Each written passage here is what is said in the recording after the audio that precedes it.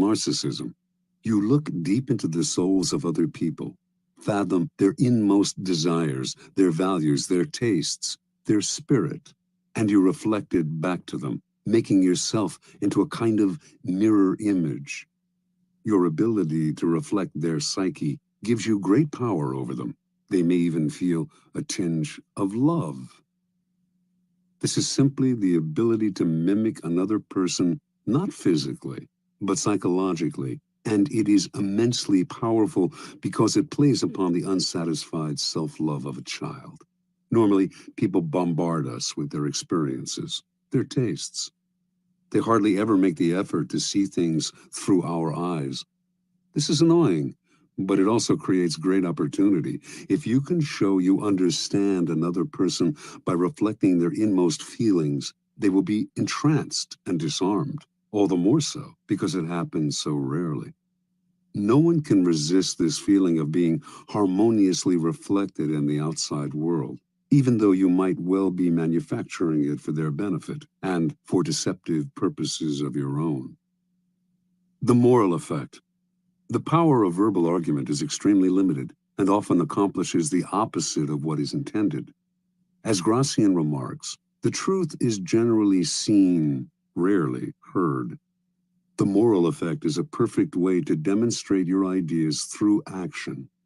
Quite simply, you teach others a lesson by giving them a taste of their own medicine. In the moral effect, you mirror what other people have done to you and do so in a way that makes them realize you are doing to them exactly what they did to you. You make them feel that their behavior has been unpleasant, as opposed to hearing you complain and whine about it, which only gets their defenses up. And as they feel the result of their actions mirrored back at them, they realize in the profoundest sense how they hurt or punish others with their unsocial behavior. You objectify the qualities you want them to feel ashamed of and create a mirror in which they can gaze at their follies and learn a lesson about themselves. This technique is often used by educators, psychologists, and anyone who has to deal with unpleasant and unconscious behavior. This is the teacher's mirror. Whether or not there is actually anything wrong with the way people have treated you, however, it can often be to your advantage to reflect it back to them in a way that makes them feel guilty about it. Hallucinatory effect. Mirrors are tremendously deceptive, for they create a sense that you are looking at the real world.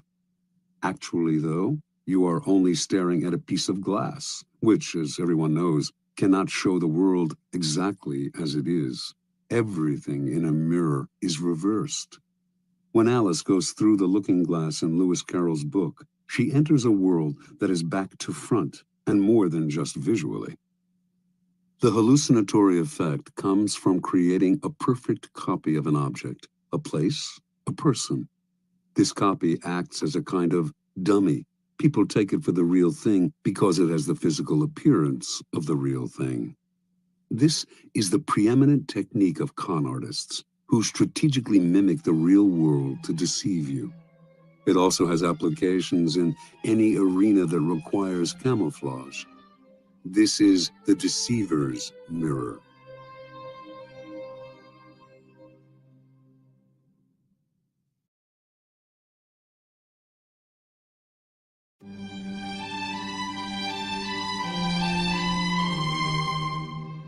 Observance of the mirror effect. Early on in his career, the ambitious statesman and general Alcibiades of Athens, 450 to 404 BC, fashioned a formidable weapon that became the source of his power. In every encounter with others, he would sense their moods and tastes, then carefully tailor his words and actions to mirror their inmost desires. He would seduce them with the idea that their values were superior to everyone else's, and that his goal was to model himself on them or help them realize their dreams. Few could resist his charms. The first man to fall under his spell was the philosopher Socrates. Alcibiades represented the opposite of the Socratic ideal of simplicity and uprightness. He lived lavishly and was completely unprincipled. Whenever he met Socrates, however, he mirrored the older man's sobriety, eating simply, accompanying Socrates on long walks, and talking only of philosophy and virtue. Socrates was not completely fooled. He was not unaware of Alcibiades' other life. But that only made him vulnerable to a logic that flattered him.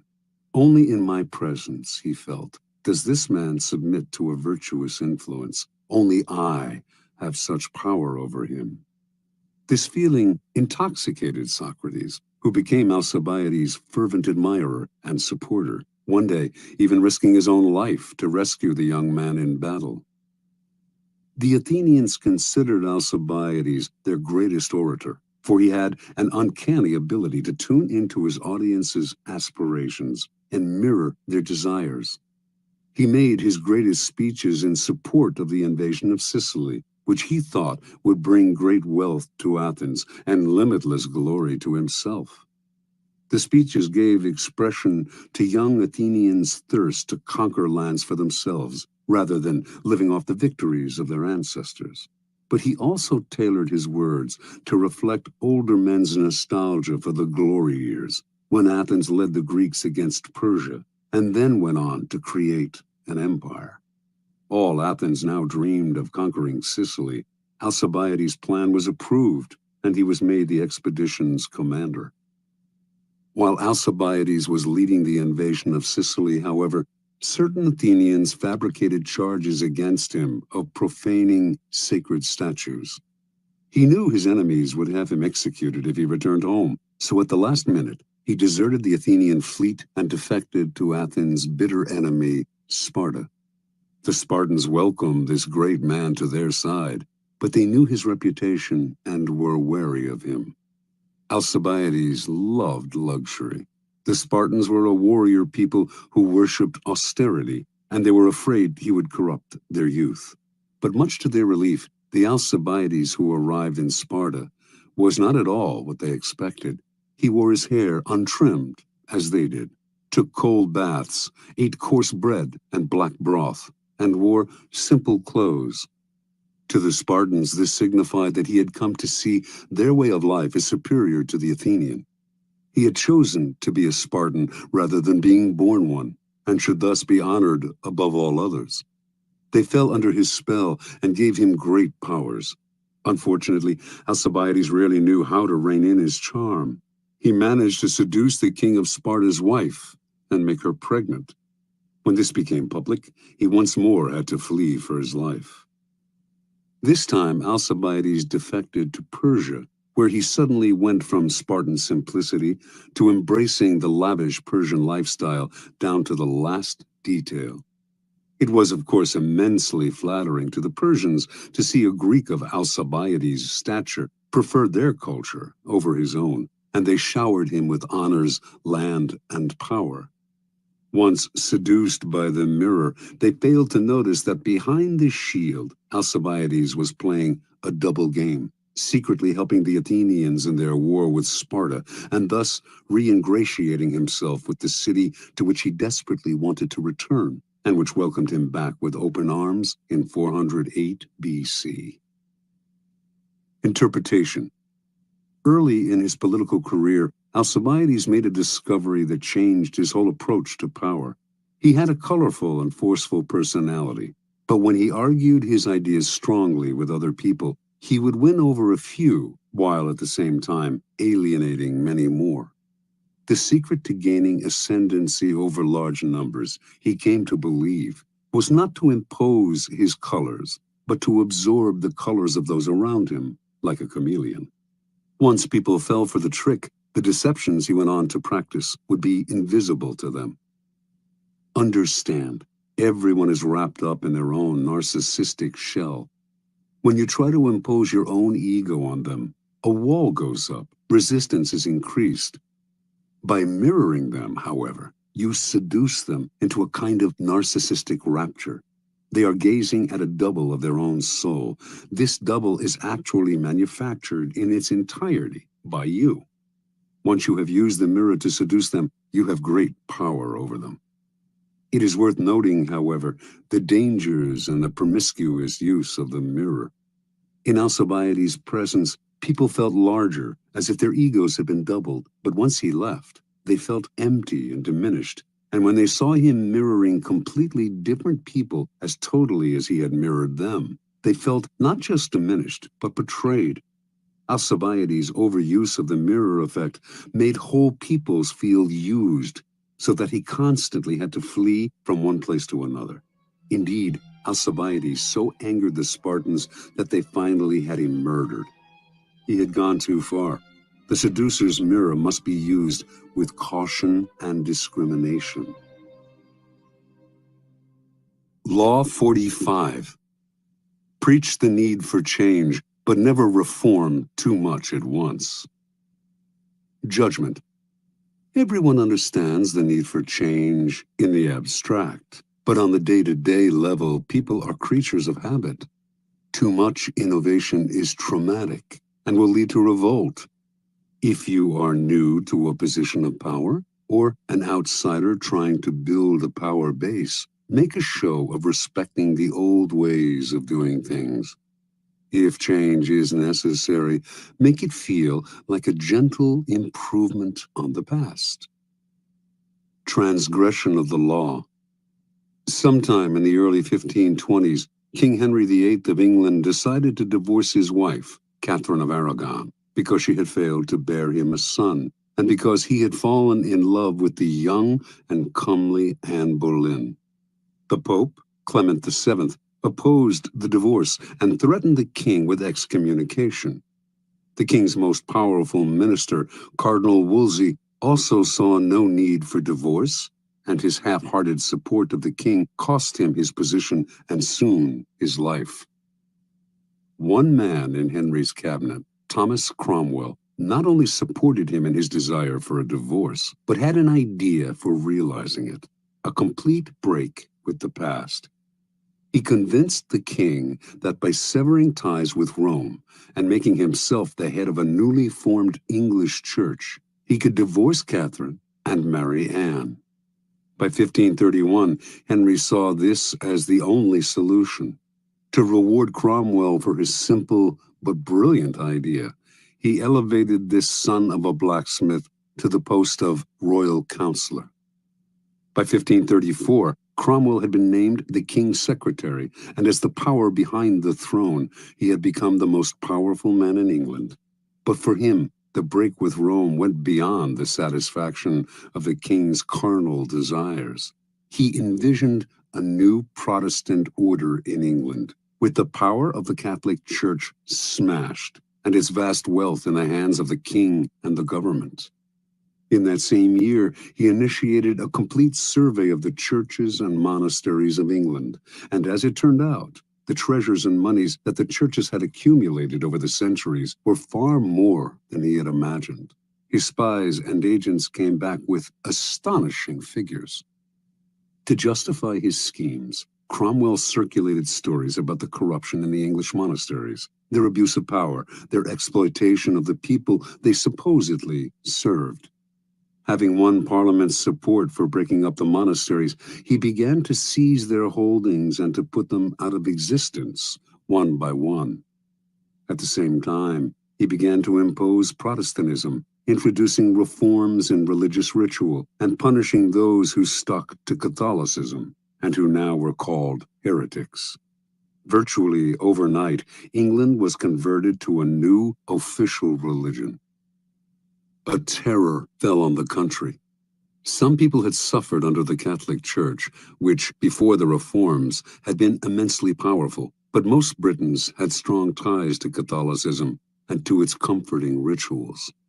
They watched in horror as churches were demolished, images of the Madonna and saints were broken in pieces, stained glass windows were smashed, and the church's treasures were confiscated.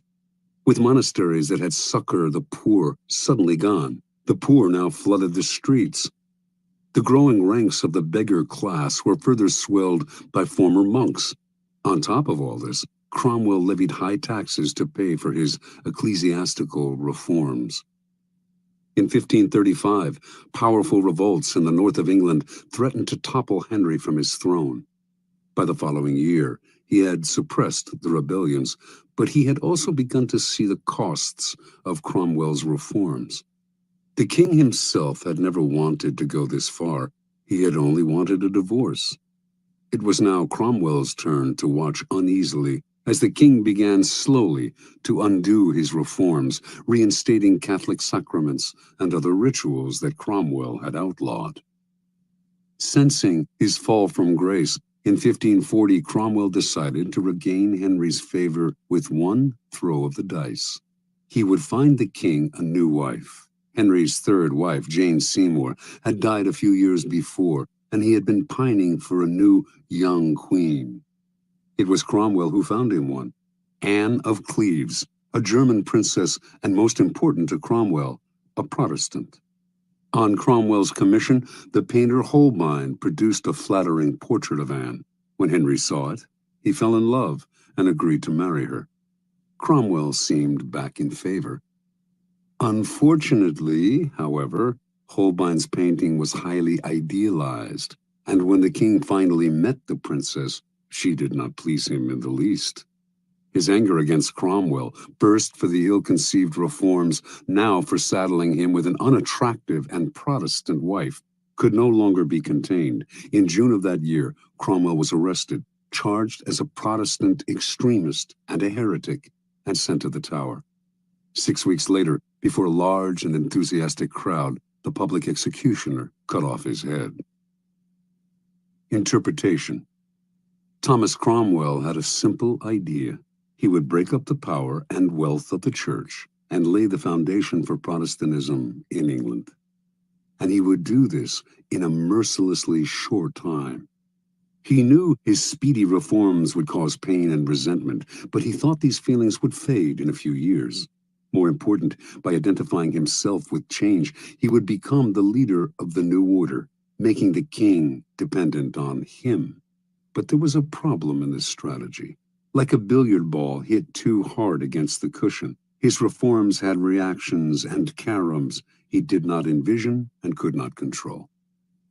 The man who initiates strong reforms often becomes the scapegoat for any kind of dissatisfaction, and eventually the reaction to his reforms may consume him, for change is upsetting to the human animal, even when it is for the good. Because the world is, and always has been, full of insecurity and threat, we latch on to familiar faces and create habits and rituals to make the world more comfortable. Change can be pleasant and even sometimes desirable in the abstract, but too much of it creates an anxiety that will stir and boil beneath the surface and then eventually erupt. Never underestimate the hidden conservatism of those around you.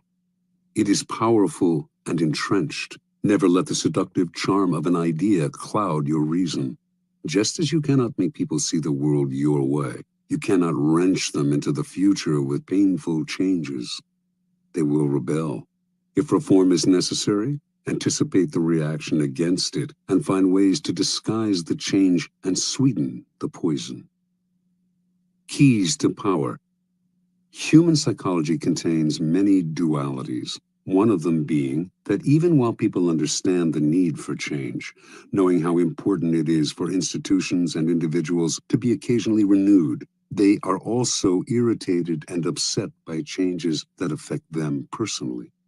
They know that change is necessary and that novelty provides relief from boredom, but deep inside, they cling to the past. Change in the abstract or superficial change they desire, but a change that upsets core habits and routines is deeply disturbing to them. No revolution is gone without a powerful later reaction against it, for in the long run, the void it creates proves too unsettling to the human animal, who unconsciously associates such voids with death and chaos. The opportunity for change and renewal seduces people to the side of the revolution, but once their enthusiasm fades, which it will, they are left with a certain emptiness. Yearning for the past, they create an opening for it to creep back in. For Machiavelli, the prophet who preaches and brings change can only survive by taking up arms. When the masses inevitably yearn for the past, he must be ready to use force. But the armed prophet cannot last long unless he quickly creates a new set of values and rituals to replace the old ones and to soothe the anxieties of those who dread change. It is far easier and less bloody to play a kind of con game. Preach change as much as you like, and even enact your reforms, but give them the comforting appearance of older events and traditions. A simple gesture like using an old title or keeping the same number for a group will tie you to the past and support you with the authority of history. As Machiavelli himself observed, the Romans used this device when they transformed their monarchy into a republic. They may have installed 2 consuls in place of the king, but since the king had been served by 12 lictors, they retained the same number to serve under the consuls. The king had personally performed an annual sacrifice in a great spectacle that stirred the public. The republic retained this practice, only transferring it to a special chief of the ceremony, whom they called the king of the sacrifice. These and similar gestures satisfied the people and kept them from clamoring for the monarchy's return. Another strategy to disguise change is to make a loud and public display of support for the values of the past. Seem to be a zealot for tradition, and few will notice how unconventional you really are. The answer to innate conservatism is to play the courtier's game. Galileo did this at the beginning of his scientific career. He later became more confrontational and paid for it. So pay lip service to tradition. Identify the elements in your revolution that can be made to seem to build on the past. Say the right things. Make a show of conformity, and meanwhile, let your theories do their radical work. Play with appearances and respect past protocol. Finally, powerful people pay attention to the zeitgeist. If their reform is too far ahead of its time, few will understand it, and it will stir up anxiety and be hopelessly misinterpreted. The changes you make must seem less innovative than they are. England did eventually become a Protestant nation, as Cromwell wished, but it took over a century of gradual evolution. Watch the zeitgeist.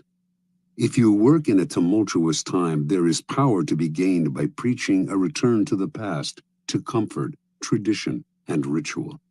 During a period of stagnation, on the other hand, play the card of reform and revolution, but beware of what you stir up. Those who finish a revolution are rarely those who start it. You will not succeed at this dangerous game unless you are willing to forestall the inevitable reaction against it by playing with appearances and building on the past. Law 46. Never appear too perfect. Judgment. Appearing better than others is always dangerous, but most dangerous of all is to appear to have no faults or weaknesses. Envy creates silent enemies. It is smart to occasionally display defects and admit harmless vices in order to deflect envy and appear more human and approachable. Only gods and the dead can seem perfect with impunity.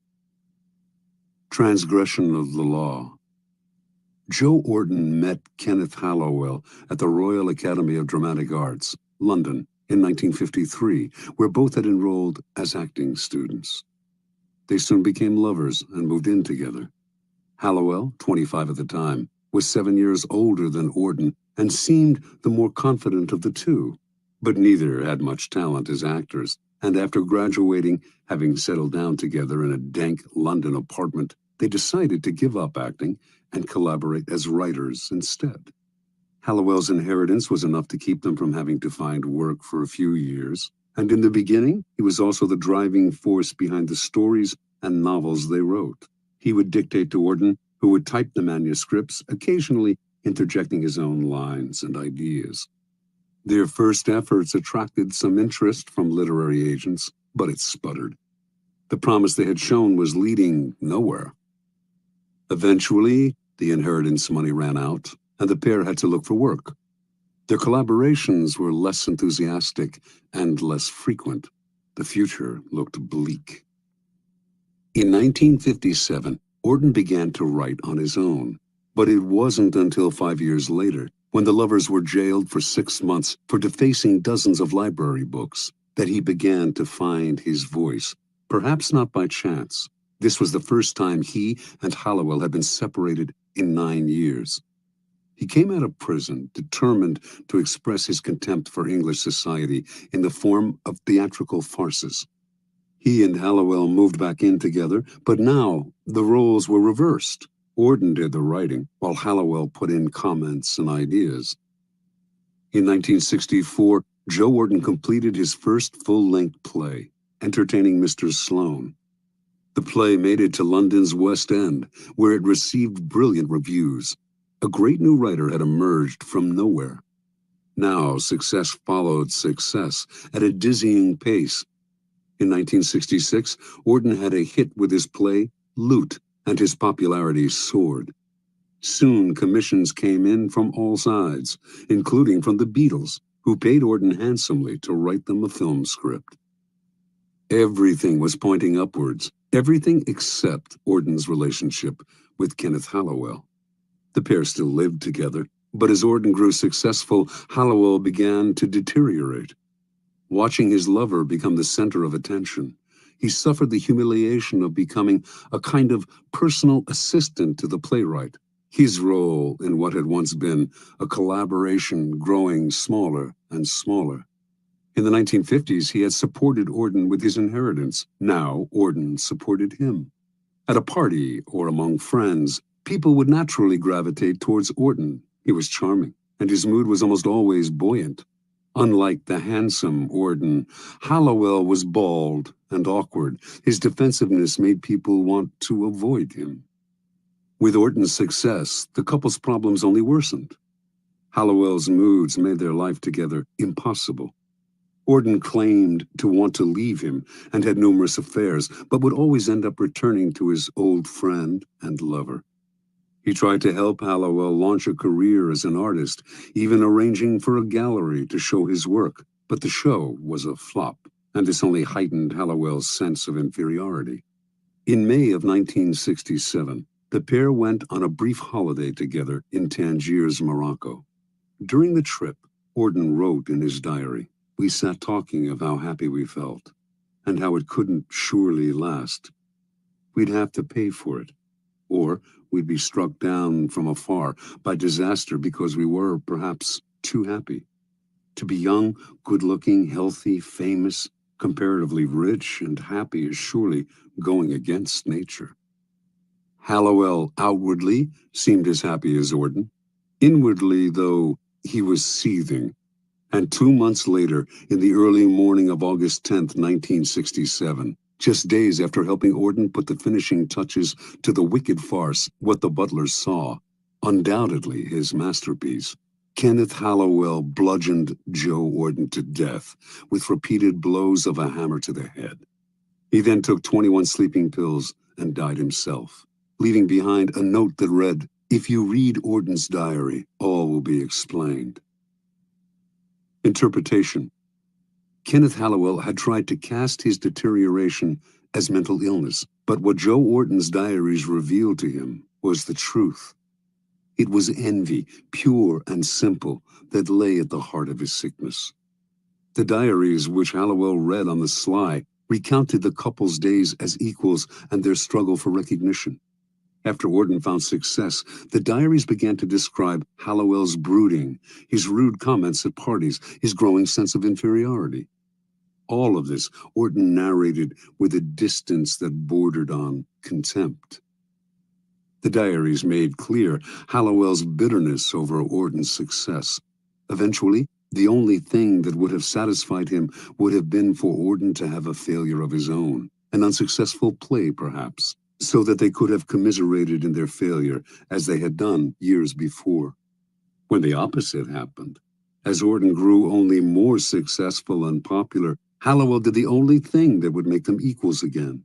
He made them equals in death. With Auden's murder, he became almost as famous as his friend, posthumously. Joe Warden only partly understood his lover's deterioration. His attempt to help Hallowell launch a career in art registered for what it was: charity and guilt. Warden basically had two possible solutions to the problem.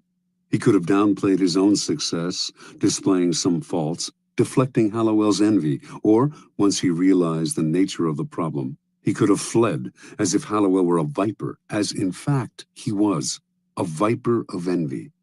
Once envy eats away at someone, everything you do only makes it grow, and day by day it festers inside them. Eventually, they will attack. Only a minority can succeed at the game of life, and that minority inevitably arouses the envy of those around them. Once success happens your way, however, the people to fear the most are those in your own circle, the friends and acquaintances you have left behind. Feelings of inferiority gnaw at them. The thought of your success only heightens their feelings of stagnation. Envy, which the philosopher Kierkegaard calls unhappy admiration, takes hold. You may not see it, but you will feel it someday, unless, that is, you learn strategies of deflection, little sacrifices to the gods of success. Either dampen your brilliance occasionally, purposefully revealing a defect, weakness, or anxiety, or attributing your success to luck, or simply find yourself new friends. Never underestimate the power of envy. Keys to power. There are several strategies for dealing with the insidious, destructive emotion of envy. First, accept the fact that there will be people who will surpass you in some way, and also the fact that you may envy them. But make that feeling a way of pushing yourself to equal or surpass them someday. Let envy turn inward, and it poisons the soul. Expel it outward, and it can move you to greater heights. Second, understand that as you gain power, those below you will feel envious of you. They may not show it, but it is inevitable. Do not naively accept the facade they show you. Read between the lines of their criticisms, their little sarcastic remarks, the signs of backstabbing, the excessive praise that is preparing you for a fall, the resentful look in the eye. Half the problem with envy comes when we do not recognize it until it is too late. Finally, expect that when people envy you, they will work against you insidiously. They will put obstacles in your path that you will not foresee or that you cannot trace to their source. It is hard to defend yourself against this kind of attack. And by the time you realize that envy is at the root of a person's feelings about you, it is often too late. Your excuses, your false humility, your defensive actions only exacerbate the problem. Since it is far easier to avoid creating envy in the first place than to get rid of it once it is there, you should strategize to forestall it before it grows. It is often your own actions that stir up envy, your own unawareness. By becoming conscious of those actions and qualities that create envy, you can take the teeth out of it before it nibbles you to death. Kierkegaard believed that there are types of people who create envy and are as guilty when it arises as those who feel it. The most obvious type we all know. The moment something good happens to them, whether by luck or design, they crow about it. In fact, they get pleasure out of making people feel inferior. This type is obvious and beyond hope. There are others, however, who stir up envy in more subtle and unconscious ways, and are partly to blame for their troubles. Envy is often a problem, for example, for people with great natural talent. Money others can attain, power as well, but superior intelligence, good looks, charm, these are qualities no one can acquire. The naturally perfect have to work the most to disguise their brilliance, displaying a defect or two to deflect envy before it takes root. It is a common and naive mistake to think you are charming people with your natural talents when in fact they are coming to hate you. A great danger in the realm of power is the sudden improvement in fortune. an unexpected promotion, a victory or success that seems to come out of nowhere. This is sure to stir up envy among your former peers. Subtly emphasize how lucky you have been to make your happiness seem more attainable to other people, and the need for envy less acute. But be careful not to affect a false modesty that people can easily see through. This will only make them more envious. The act has to be good. Your humility and your openness to those you have left behind have to seem genuine.